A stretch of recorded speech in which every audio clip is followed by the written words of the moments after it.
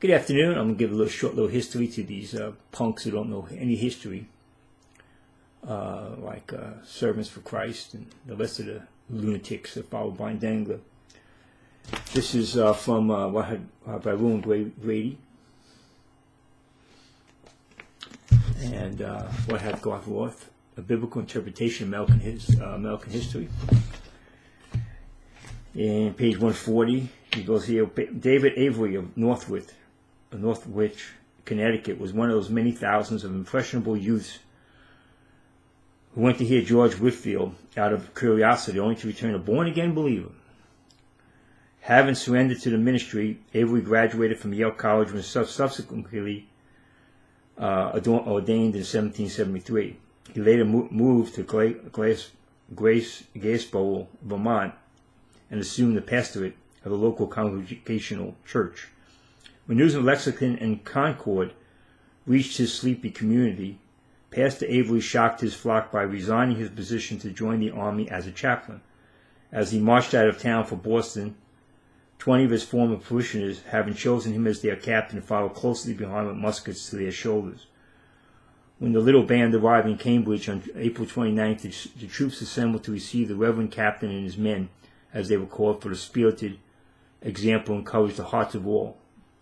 On the morning of the battle, Captain David Avery performed the most unusual service for his country. Headley describes the holy scene. In the Battle of Bunker Hill, as it is called, by which is well known, took place on Breed's Hill, the brave, godly men stood on Bunker's Hill in full sight of the conflict, and as Moses, who stood on the hill and held up his hands that Joshua might smite the Amalekites, so he and the adjacent heights and shores were shaken to the thunder of cannon, and the flames of burning Charleston were rolling heavenward, lifted up their hands and prayed that God would give the victory to the Americans.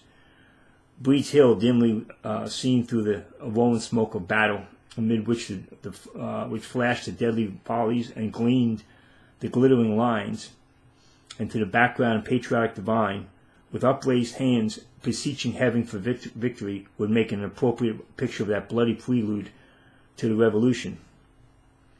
Halley had preserved the exhilarating account as recorded in Reverend Avery's personal diary for June 18th.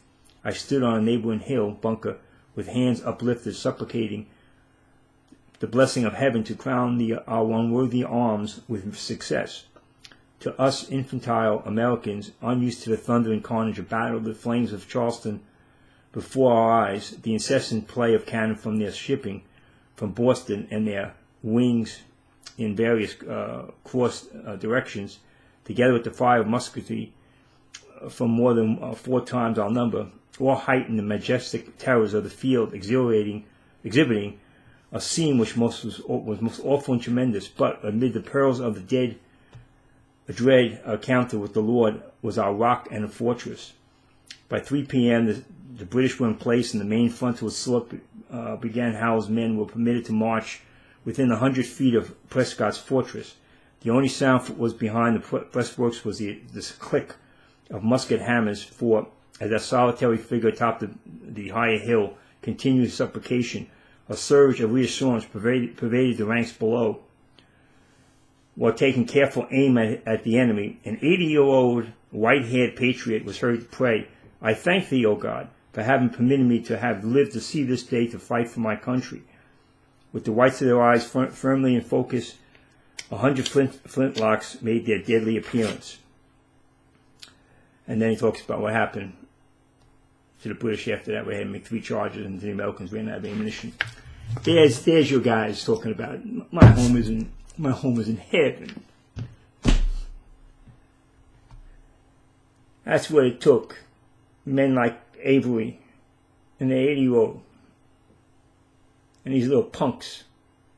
My home's in heaven. I don't care about the United States of America. I don't care about Canada, because they don't know anything.